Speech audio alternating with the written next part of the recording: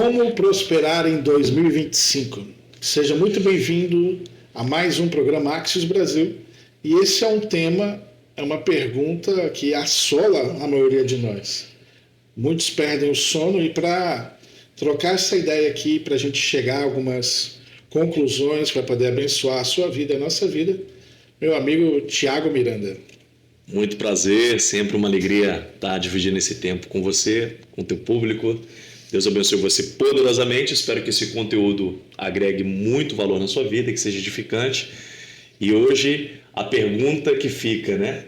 Deus deseja nos prosperar? Não é isso? Sim ou não? Sim ou não? Será? Será que essa é a vontade de Deus para nós? Meio óbvio talvez, né, para alguns, mas eu não sei você, mas eu sinto muito, principalmente no meio chamado religioso, o pessoal tem uma certa aversão à prosperidade, né? Sim. Eu não sei se é algo ali dos anos 80, quando os chamados teólogos, né, ou pregadores da prosperidade foram para um extremo muito 80 e acabaram que muitos desses recursos eles arrecadavam para eles mesmos e as pessoas criaram uma certa rejeição, mas não justifica por ser um tema tão importante. E acredito que hoje a gente vai mostrar que Deus tem todo o interesse nesse tema. Verdade. E o povo de Deus sofre com isso, né? A palavra de Deus, né, ela vai nos ensinar, ela vai afetar todas as áreas da nossa vida como um todo. Né? Tem uma porção das Escrituras que nos ensina em 2 Timóteo 3,16, que a Escritura é inspirada por Deus e é apta para o ensino. Sim. Então vai nos ensinar cada vez mais sermos pessoas melhores, né? Explorarmos o potencial que carregamos. Potencial é aquilo que você poderia ser, mas ainda não se tornou. É a habilidade que você carrega, mas que ainda não colocou ela em prática, né? Então ela é apta para o ensino, nos ensina a sermos cada vez mais semelhantes ao nosso Criador. Sim. Né? E a natureza do nosso Pai é uma natureza plena, é grandiosa, né? Ele é o dono do ouro e da prata. Então sim, está dentro do plano de Deus nos ensinar como prosperarmos. Então precisa ter algumas orientações para fundamentar para o povo. Essa palavra de ser grande, de grandiosidade, parece que afeta o psicológico de muito crente, muita gente, né? É proibido ser grande? De forma alguma. É proibido ser rico? A nossa natureza ela carrega esse DNA de frutificação, prosperidade.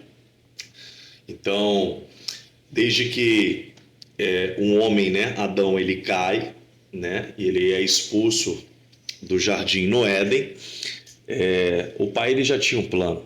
Sim. Né? Deus, por isso que assim, quem se antecipa governa. Deus sempre antecipou tudo, né? Ele proveu o cordeiro antes da fundação do mundo. E esse DNA ele colocou sobre nós através da obediência de Cristo. E agora, quando nós nos dedicamos à meditação nas Escrituras, né? E tem que ficar aqui algo muito claro. Uma coisa é eu ler. Eu fazendo uma leitura dinâmica, eu vou estar ganhando ali uma informação. Mas segundo o salmista, ele não nos chama para receber uma informação. Ele nos chama para alcançar a revelação. Então o ensinamento que é proposto para nós desenvolvermos uma mentalidade de grandeza, né, é uma disposição do nosso coração de compreendermos, né, aquilo que nós estamos estudando ao ponto disso nos conduzir a uma experimentação. O salmista diz, no Salmo 34:8, provai e vede como o Senhor é bom. Feliz o homem que nele se refugia. Então, muito além do que se informar, é conhecê-lo ao ponto de nós sermos transformados, né, para sermos cada vez mais semelhantes a ele. Você falou do provar e vede para ver que o Senhor é bom. Isso me faz lembrar quando eu trabalhava com pré-adolescentes e o que me vinha na mente, eu falava assim, cara, imagina você ir numa pizzaria. Aí a galera imagina, né? Aí você está se imaginando sentando, né? Daqui a pouco vem o garçom, coloca lá os pratinhos, o garfo e faca, e você vai comer, né? Aí você esse é o provar e vede. Sabe o que a gente faz, os crentes fazem? A gente vai lá, chega na pizzaria, e fica sentindo o cheiro, cara. E já é suficiente sentir o cheiro. É meio patético, né? Mas é o que a gente faz, porque a gente não coloca em prática. Você vai em culto segunda, quarta, domingo. Tem mãe que reclama, né? Meu filho, você só vive na igreja. Às vezes é marido que reclama. E você está ali ouvindo palavra direto, mas você não coloca em prática. E aí, para a gente botar o Pedrão na conversa, ele falou, ele deu uma olhada ali no chat GPT, tinha, o que que falou, Pedro? Procrastinação? Procrastinação, né? É uma decisão de adiar. Né? Você decide adiar aquilo que tem que ser feito hoje. Isso é um impedimento para quem deseja viver o padrão de Deus. Né? Por que que a gente faz isso? Devido a talvez não nos enxergarmos como o Pai nos enxerga, né? Talvez por considerar que tudo aquilo que estamos fazendo a nível de atividade em nosso dia seja urgente e nem tudo aquilo que fazemos é urgente de fato. Saber priorizar. Né? Então, saber priorizar aqui evita muito a questão da procrastinação, né? Porque quando nós estamos expostos a esse ambiente que nos liberta, né, que é a palavra nos liberta. O genuíno conhecimento, quando você coloca ele em prática, ele gera a mudança necessária que você precisa. Por isso, voltamos a a Salmos 34:8. O salmista dizendo, provai e vede como se é bom. Você tem que provar. Para você provar algo, você tem que decidir, experimentar, praticar, executar, entrar em ação. Ninguém vai provar numa decisão passiva. Uhum. Então, a dinâmica do evangelho é a ação. Você vai conhecendo o primeiro ponto.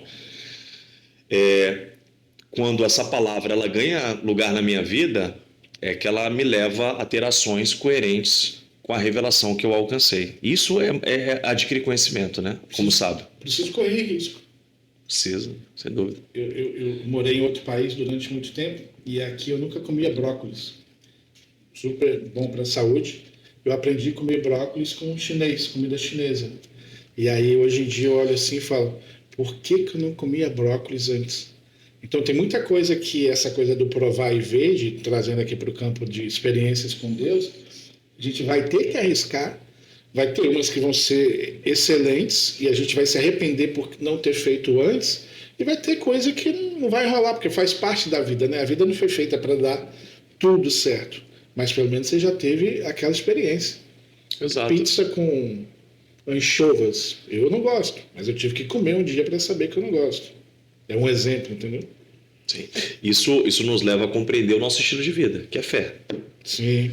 Fé, você não espera as coisas acontecer, né? Você já começa a se comportar, a falar de acordo com a promessa recebida da parte do Pai. Então você já se vê nessa dimensão de realização.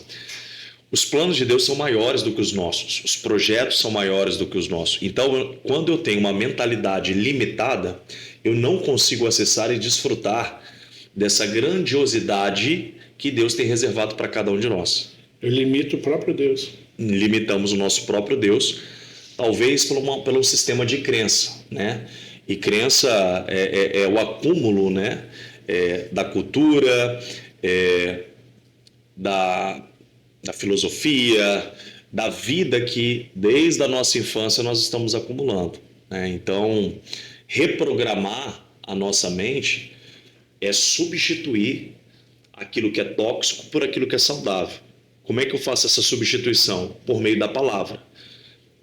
Valorizando, honrando o conhecimento certo e genuíno. Conhecereis a verdade e a verdade te liberta.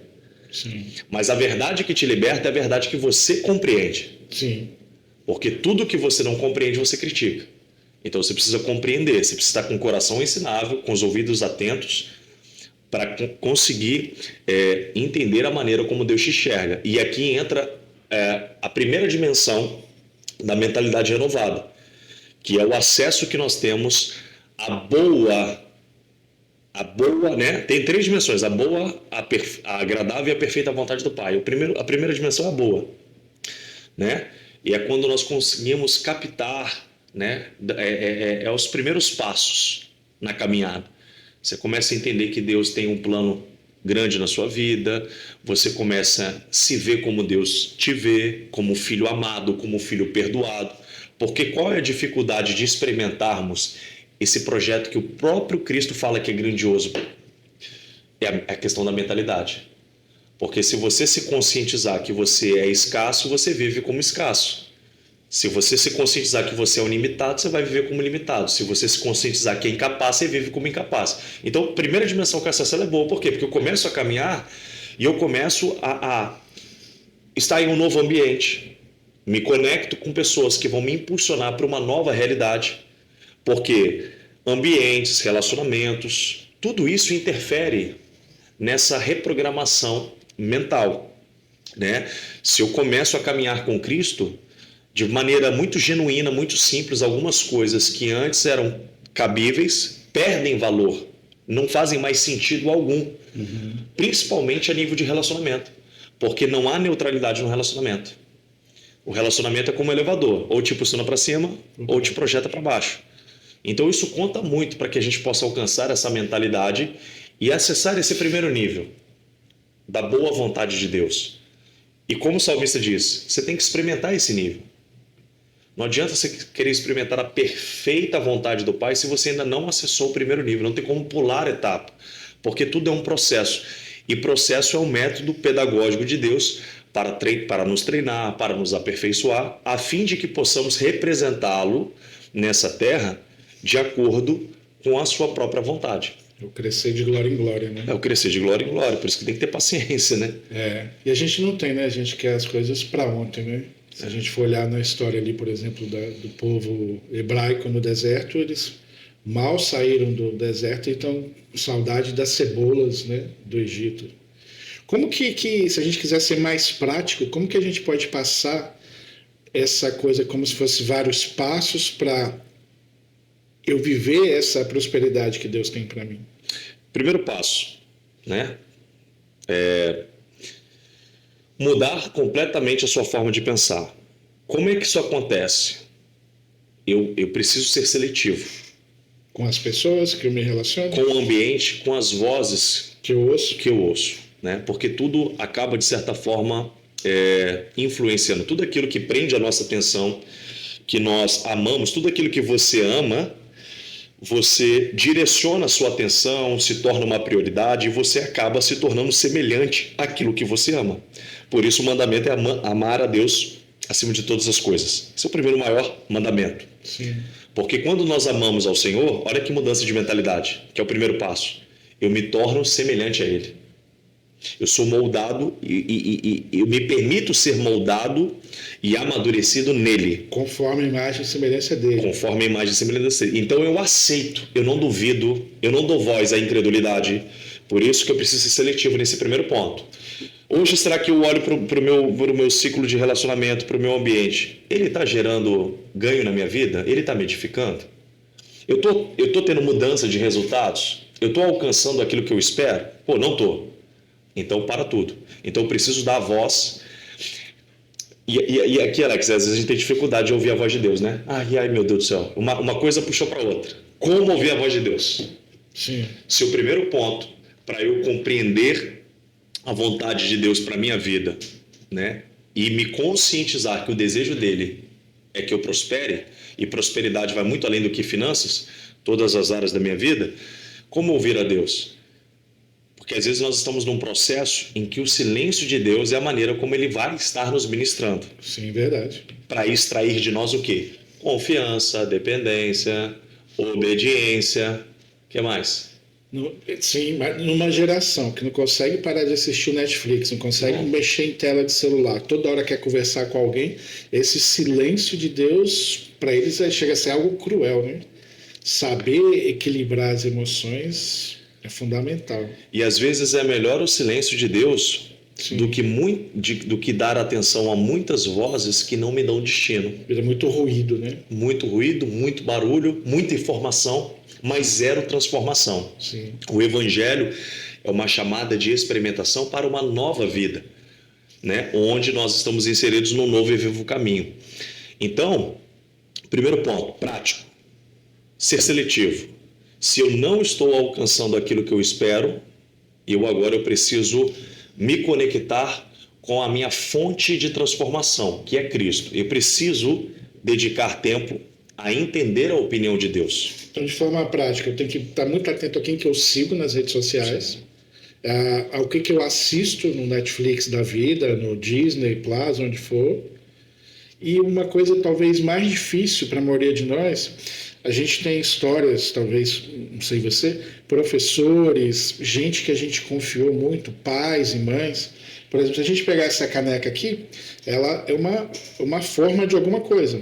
E aquela palavra não vos conformeis, seja, não entre numa forma, mas seja conforme aquilo que Deus, a imagem e semelhança de Deus.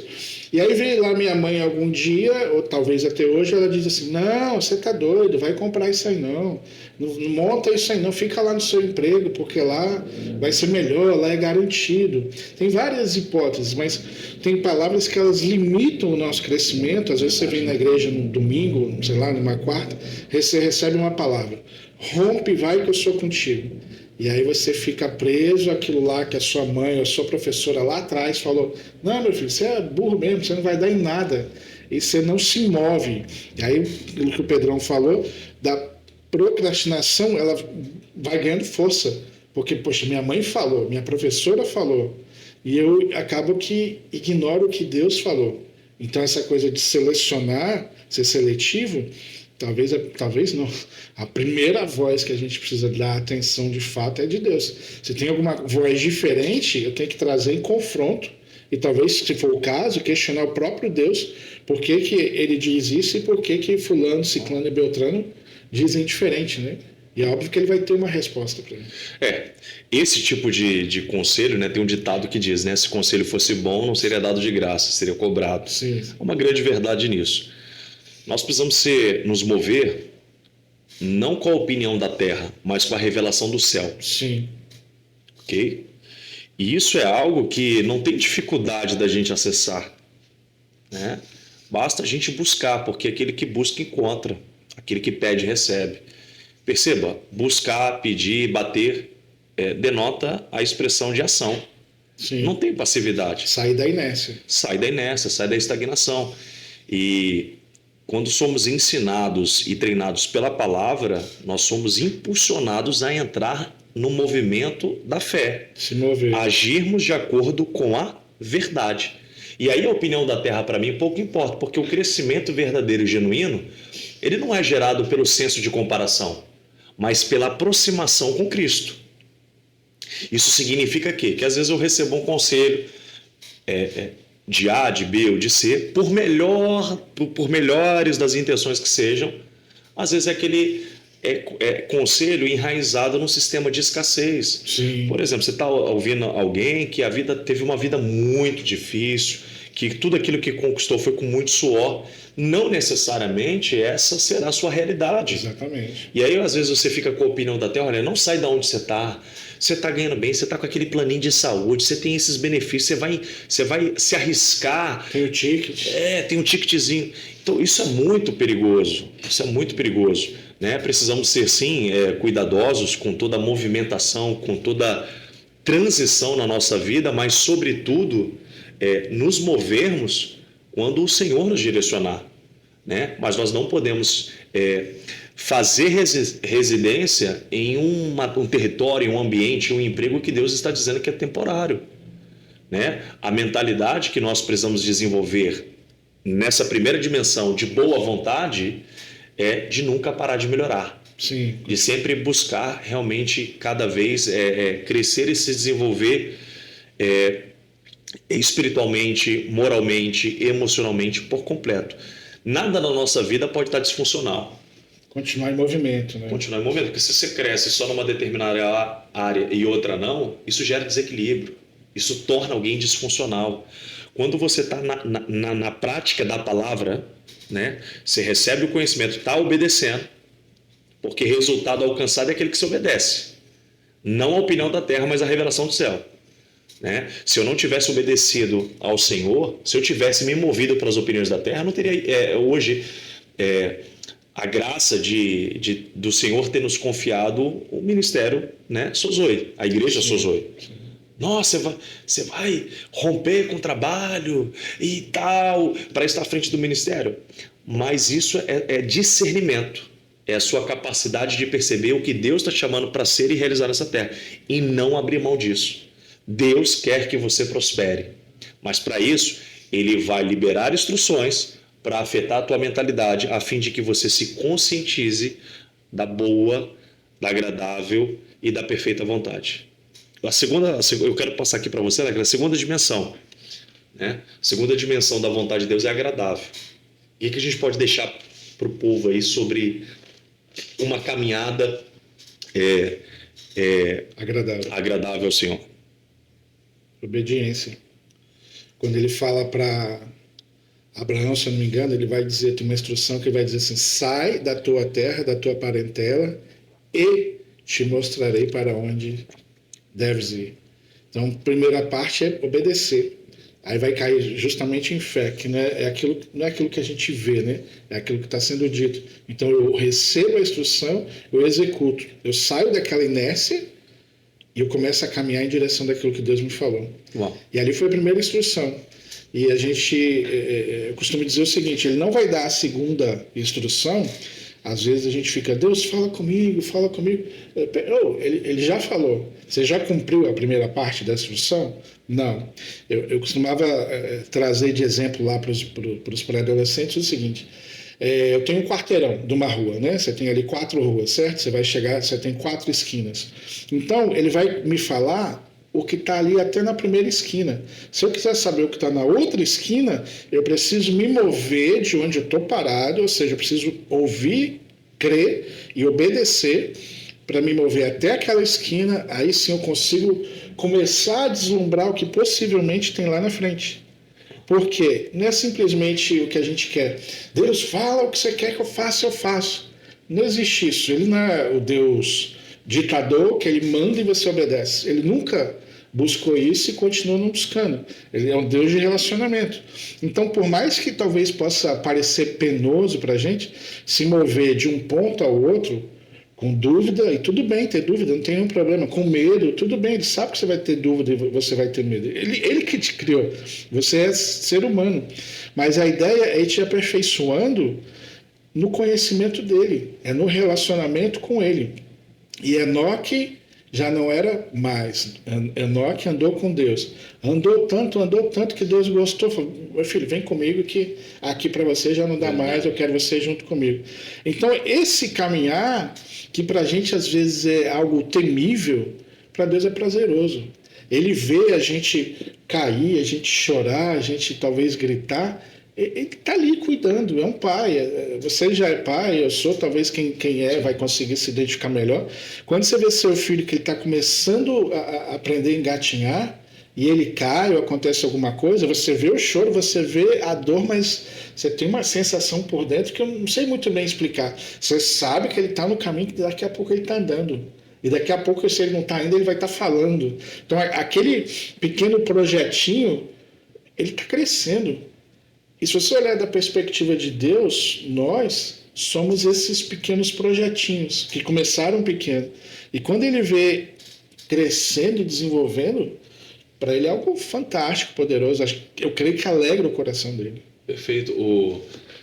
Eu acho que assim, né? A gente começa na boa vontade, conhecendo. Né? A palavra declara que o coração do sábio ele adquire conhecimento.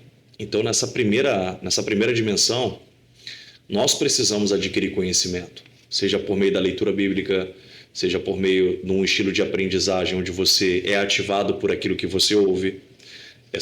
E aí, no conhecimento adquirido, você precisa fazer algo com aquilo que você recebe. Sim. E entra agora na segunda dimensão que você acabou de narrar, na fase do agradável. Né? Cristo ele quer revelar para nós o quanto é agradável permanecer no seu plano, né? No seu propósito, o quanto isso se torna prazeroso para nós. Então, se no primeiro momento, quando nós estamos adquirindo conhecimento, o nosso coração ele está ainda resistente, a instrução ela vem como um confronto, mas o confronto que vem da parte do pai não é um confronto que te oprime, que expõe a sua vergonha. O confronto no sentido de gerar uma consciência do seu estado atual e daquilo que será necessário para que você realize para chegar no estado desejado por Deus. Então, o problema da geração hoje em dia, né, é que ela recebe a instrução que ela deveria receber, ela considera como uma ofensa, enquanto, na verdade, aquela instrução é para dar direção para a vida dela. E nisso você está falando já de verdades bíblicas, né? Verdades. Já soa como ofensa. Já soa como ofensa. Então, por exemplo, não foi ideia nossa, Deus quer te prosperar. Prosperar, volto a dizer, todas as áreas sendo afetadas, sendo niveladas segundo o padrão estabelecido por Deus. Sim. Envolve finanças, Sim. envolve emoções, envolve tudo. E tem gente que já está ofendida porque Deus quer te prosperar. Aí ficam ofendidos. Então, essa mentalidade resistente, ela encontra dificuldade. Por isso, a palavra também nos ensina que nós precisamos estar com o nosso coração maleável. Sim. Flexível, porque a partir daquilo que o Senhor fala e tudo aquilo que Deus fala, vale a pena a gente pontuar isso aqui, é aceitável, aquilo edifica, aquilo traz uma paz interior, aquilo faz com que você fique pensativo, que você reflita naquilo que foi liberado. Eu gosto sempre de trazer um compartilhamento de verdades espirituais, né, práticas para o nosso dia a dia, mas sempre estimulando as pessoas a meditarem depois, Sim. a cultivarem. Porque como a fé é gerada? Você fez uma narrativa aí numa segunda dimensão que é agradável, que já envolve a questão da aplicação. Primeiro você adquire conhecimento na boa vontade. Na agradável se pratica, porque praticando você vai, como resultado, ter prazer, acessar realmente a plenitude daquilo que Deus tem te chamado. Então, aqui já envolve a ação, a aplicabilidade, né? Aqui você sabe das habilidades que você tem, você sabe do teu potencial e na agradável vontade você já decidiu fazer algo com o seu conhecimento. Aqui você tem ação. Já está praticando. Já está praticando. E com isso você está experimentando. Aí por isso que aqui na agradável vontade é a fase que realmente você vai entender que uma vida que faça sentido é uma vida no movimento do propósito. Sim. Entendeu? Então aqui envolve muita sabedoria. Quando você fala de propósito, está me lembrando, o pessoal tem medo de prosperar. Tem um motivo para prosperar. Talvez esse grande medo, essa grande ofensa, é porque de imediato você pensa que tem a ver com você. E aí, por ser finanças, você pensa em casa, você pensa em carro, você pensa em liberdade financeira e tal. Eu não estou aqui pregando contra nada disso. Mas se a gente for olhar, por exemplo, um dos homens mais prósperos que eu vejo em toda a Bíblia é José. Sim. E se você olhar a grande parte da vida dele, neguinho, branquinho, ninguém vai querer viver aquilo que ele viveu ali. Porque ele está num buraco, ele está numa prisão domiciliar, daqui a pouco ele está em outra prisão, até chegar ao grande dia que ele encontrou com alguém. Durante todo esse tempo, o coração dele está sendo sondado, Deus está observando, não como se ele não soubesse, mas é para que ele e José, eu e você, para que nós mesmos possamos estar observando como nós reagimos. Porque já pensou se Deus responde e te dá tudo aquilo que você pede? Será que você é uma bomba atômica caminhando e pode causar mal à humanidade? Porque isso aí já tem o Satanás, matar, destruir e roubar. Deus veio para quê? Para que haja salvação, para que haja luz, para que haja esperança, para que haja vida e vida em abundância. Então, se eu começar a olhar prosperidade, e a gente pode avançar até um pouco, vamos falar de riquezas, para você ficar mais ofendido ainda. Se, no bom sentido, se eu entender que não tem a ver comigo, eu começo a viver um livro que eu acabei de comprar, título em inglês chamado Destined to be Loved, traduzindo Destinados para Ser Amados. E ele começa falando da dificuldade que a gente tem de receber o amor de Deus, porque a gente acha que sempre tem que estar fazendo alguma coisa. Se eu não fizer, se eu não me comportar, se eu não... e aí você fica se corroendo e deixa de viver aquele amor genuíno ali, porque a gente esquece o negócio, a gente fica olhando para o amanhã, e Mateus vai falar muito sobre isso ali em Mateus 6, para não se preocupar com o amanhã, e eu sinto um coração genuíno ali, de compaixão de Jesus. Não se preocupa com isso, que eu estou aqui, eu cuido de você, você já me aceitou, você tem a eternidade comigo, e esse momento que a gente está aqui, é a grande chance que você tem de me honrar, imagem e semelhança, né, ser conforme, para que a gente juntos, ele não quer fazer nada sozinho, possamos abençoar outras pessoas. Então, quando eu olho prosperidade e riqueza, se eu quero falar de dinheiro, de grandes valores em minha mão, a gente está falando de gerenciamento. A gente está falando de ser canal de bênção na mão do próprio Deus. É destinado para ser amado. E destinado para ser amado é quando eu também estou amando outras pessoas. Eu já criei esse relacionamento tão grande, talvez vai ser a terceira fase que você vai dizer, que as coisas que estão no coração de Deus são importantes para mim. Bom, perfeito, terceira dimensão. Eu tenho dinheiro para comprar uma lancha, eu tenho dinheiro para comprar um jatinho, se eu preciso, amém, é para o ministério, eu tenho que fazer viagem, mas se é só vaidade, o que mais eu posso utilizar com aquele recurso? E antes disso, Deus falou que eu posso comprar? Entendeu? Então, a gente gosta de dizer, crente principalmente, né? Porque Deus é o dono do ouro e da prata. É verdade, ele é o dono. Você não. A Bíblia não diz em nenhum momento que você é o dono. Você é mordão. Uau. Então pergunta o que é para fazer. E aí entra nessa terceira parte que... É que é quando a gente começa a caminhar numa dimensão de liberalidade. Nós não fazemos por fazer. Já não é mais sobre mim, né? É sobre ele. E aí nós começamos a compartilhar como Salomão, né? Sem mensurar valor para cá ou para lá. Você faz liberamente, assim, sabe? Deliberadamente. É algo genuíno, é algo que está dentro da tua natureza, é algo que faz parte de quem você se tornou em Cristo. Você não fica escolhendo, não, a mentalidade aqui é uma mentalidade aberta, ampla, para atender, para suprir necessidade. Porque como é que o reino vai expandir na terra? Como é que, né? Eu tenho acompanhado um missionário que ele vai lá no Paquistão e liberta as famílias, né, da fábrica de tijolos lá, que estão ali anos e anos escravas, né, longe da sua família. E qual o poder que ele usa? Recursos. Dinheiro. É legal num filme do Superman, se eu não me engano, do pessoal da Marvel, que o garotinho pergunta pro Batman: qual que é o seu superpoder? Já assistiu? Ele diz assim: eu sou rico. E às vezes a gente ri, mas é um superpoder se ele bem usado, porque é uma ferramenta. No Paquistão, tem alguns outros países lá que você vai e liberta pessoas da escravidão. O que José, em vez da morte, ele foi comprado. Alguém teve que ter dinheiro para comprar. Eu e você, a gente foi comprado, a moeda foi diferente, é o sangue, mas foi comprado. Então, recursos em abundância, seja ele financeiro, seja poder, eles têm um propósito, e se eu ficar por um minuto achando que esse propósito ele termina em mim, eu estou colocando Deus numa caixinha de fósforo. Verdade. É um propósito vazio, né? Fica ridículo. Prejudicial, né? Egoísta. E o caminho para isso é a morte, quando eu começo a olhar só para mim e eu esqueço das pessoas na minha frente. E talvez mais problemático do que isso, eu esqueço de ouvir essa voz de Deus para viver essa vontade boa, agradável e perfeita.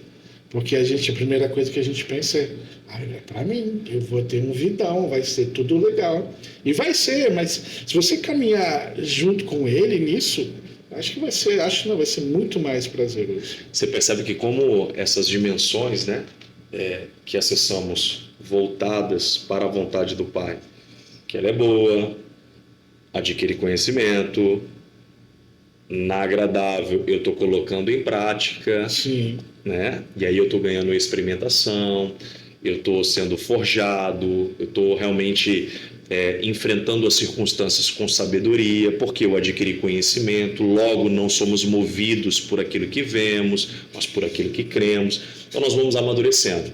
Terceiro nível é da perfeita. Quando nós entramos na perfeita, nos tornamos confiáveis para o Pai. Por isso, ele libera tudo aquilo que é necessário a fim de que possamos cumprir o propósito dele aqui na Terra.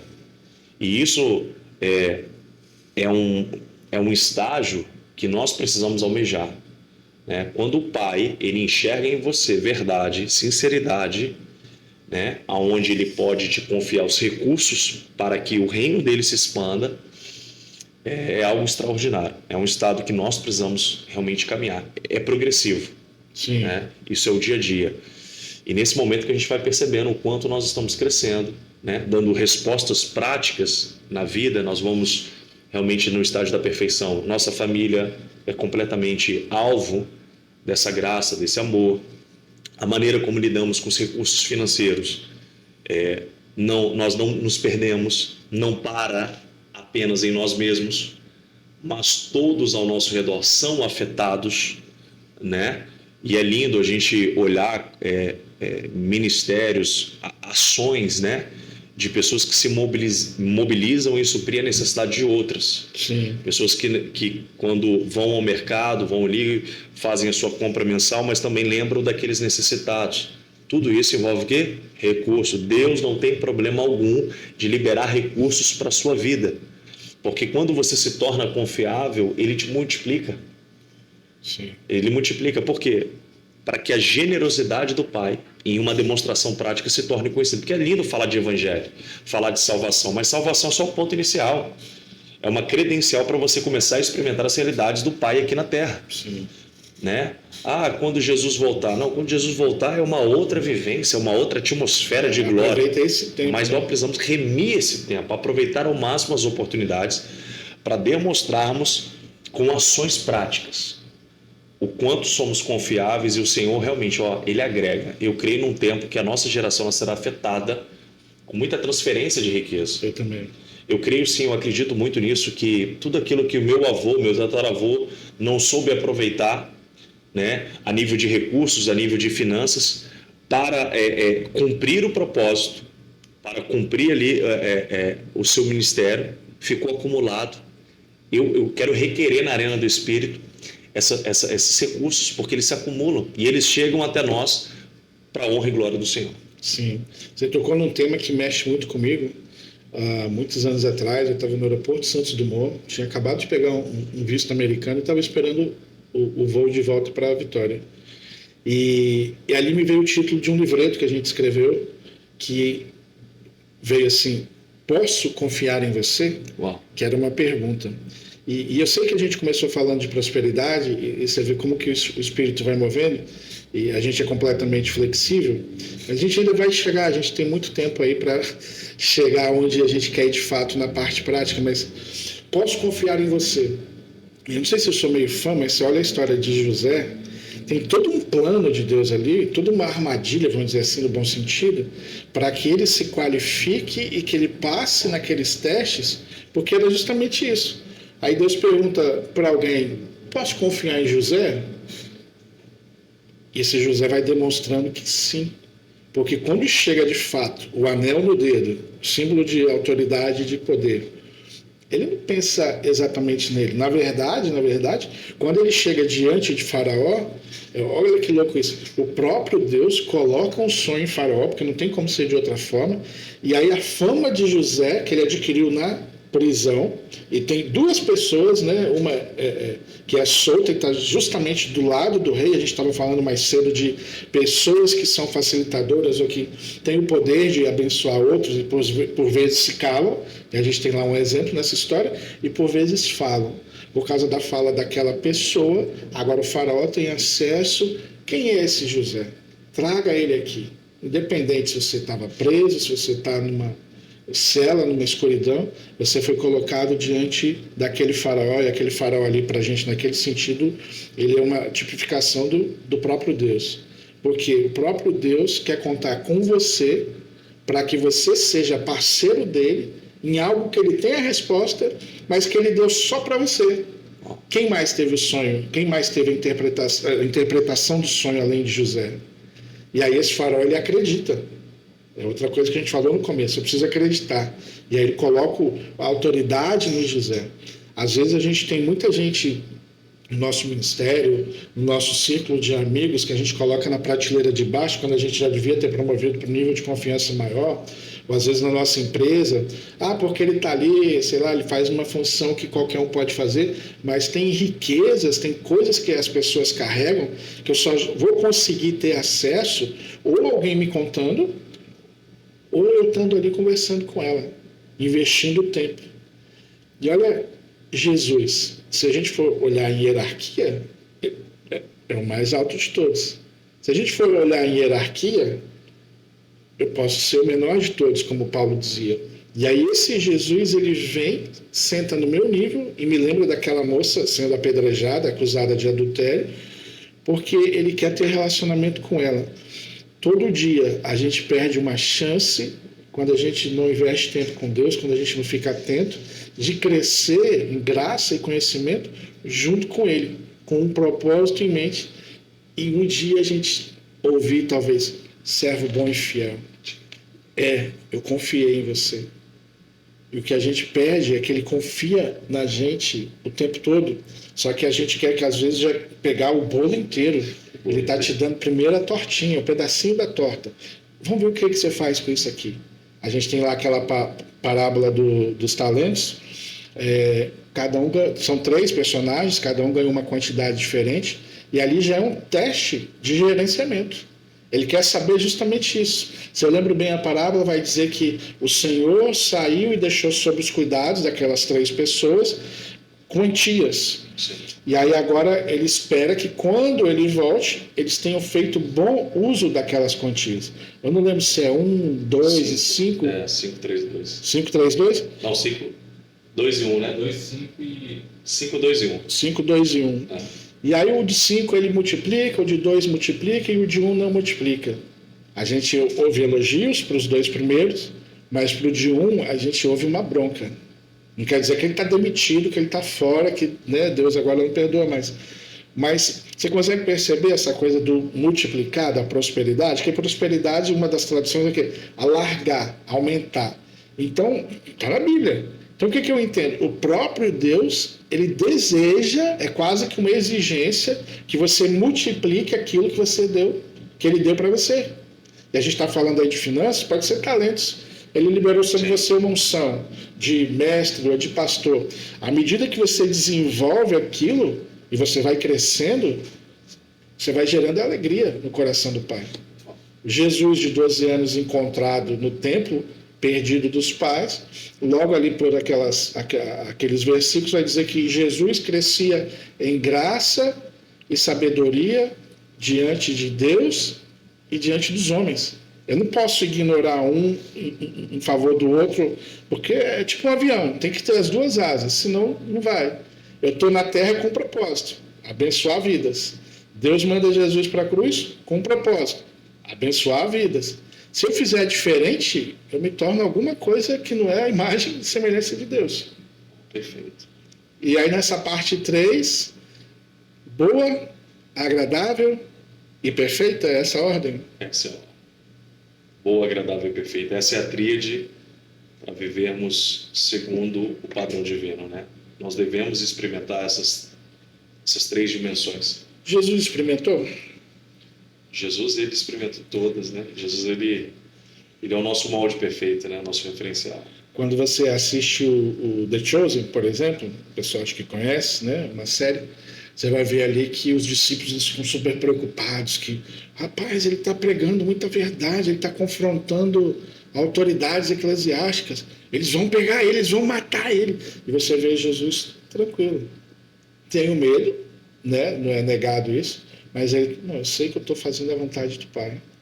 Esse senso de propósito, esse senso de missão, isso é algo muito difícil, é impossível de ser adquirido por mim, por você, por o nosso telespectador? De forma alguma. Cristo ele manifestou a capacitação necessária para que possamos viver na dimensão que ele viveu, né? Ele fala, olha, aquele que crê em mim fará as obras que eu faço. E as obras aqui é no sentido abrangente, né? Não só a nível de demonstração prática do poder de Deus, mas como bondade, como alguém que sabe gerenciar suas próprias emoções, alguém que tem a capacidade de administrar recursos, porque Jesus ele tinha recursos disponíveis, né, para o seu ministério, sim. Então ele é a prova viva de que é possível, e ele nos habilitou, nos concedendo aí a pessoa do Espírito Santo para residir em nós. E para que possamos experimentar essa realidade, devemos cooperar. A cooperação é a chave para realmente experimentarmos tudo. Então fica aqui, né, esse entendimento. Deus quer que nós venhamos a prosperar? Sim, faz parte da natureza. Como nós podemos cooperar com essa realidade? Mudando a nossa maneira de pensar. Aprendendo a entrar no nível da boa vontade, onde eu adquiro conhecimento. Na agradável vontade, eu pego todo esse conhecimento, habilidade, dom, os talentos e coloco eles em ação. Terceiro ponto da perfeita vontade, eu coloco realmente aí a minha sabedoria em ação. Se José ele não tivesse maturidade, se não houvesse um processo, ele não teria estendido a mão para os próprios irmãos que os rejeitaram, que os abandonaram, que os invejaram. Espada neles. Né? Espada neles. Aí seria o quê? Senso de justiça própria. Então, na perfeita vontade do Pai, não tem nada sobre nós. É tudo sobre Ele. É tudo sobre o que Ele deseja fazer através da minha vida. Amém? E aqui a gente se torna esse fluir de Deus na Terra. Experimentando, provando, né? E desfrutando. Até que Ele venha, né? Então é isso aí. A gente falou do tópico 1 hoje, obviamente tem mais tópicos, a gente não quer que esse vídeo fique muito longo, mas depois mais na prática de como prosperar na Terra. Você vai ver, a gente tem vários assuntos para falar, desperdício, ele falou de gerenciamento, o propósito, e fique atento aí para os próximos vídeos para você saber. Pedrão, quer falar alguma coisa? Então, deixe o seu comentário, sua sugestão de vídeo. Isso tudo é edificante para todo mundo que assiste. De repente, algum tema, algum assunto que você quer que a gente fale sobre. Mais uma vez, agradecer ao Thiago Miranda, fundador e líder do Ministério Sozoi. Eles que nós, né, estamos com uma ação social numa região aqui em Vila Velha, no Espírito Santo. João Goulart. Chamada João Goulart. E tem sido algo muito prazeroso de poder abençoar pessoas. O que ele está dizendo, que a gente está dizendo da igreja em movimento, literalmente, se movendo na prática, e você começa a entender quando Jesus fala que melhor é dar do que receber. É mais prazeroso a gente abençoar as pessoas do que a gente ser abençoado. Para quem é pai, isso faz mais sentido. Eu tenho mais prazer, por vezes, de alguma coisa que eu queria comprar para mim, a minha filha vem, deita no meu braço e, papai, eu te amo. Ela tem todo um aparato, e aí ela fala, eu estava vendo uma coisa, você podia comprar para mim? E aí a chance dela ouvir um não é muito, muito pequena. O não na vida já é certo, né? E aí ela acaba ganhando, e o prazer de dar é muito grande, entendeu? Eita glória. E eu creio que se a gente nosso amor é muito pequeno comparado ao amor de Deus, ele com essa imensidão de amor, o prazer que ele tem em nos abençoar, destinados a ser amados, é muito maior. E que a gente aprenda a receber esse amor assim como uma criança. Que não venhamos ter dificuldade de aceitar o plano de redenção do Pai. Dói menos. Dói menos. É isso aí, gente. Esse foi mais um Axis Brasil. Deixe sua sugestão de vídeo, deixe seu comentário, se fez sentido para você. Curte e compartilha com alguém que precisa ouvir isso. Grande abraço e até a próxima.